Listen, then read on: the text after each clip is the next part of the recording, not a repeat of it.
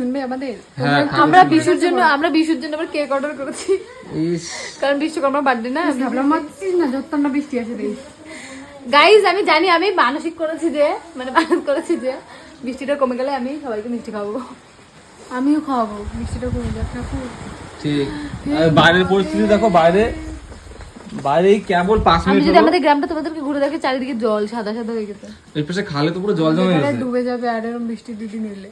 কালকে রাত্রে মনে হচ্ছে কি কলসি ফেলা দিচ্ছে কেউ, আর জল পড়েই যাচ্ছে, মনে হচ্ছে আমি উঠে বসেছি।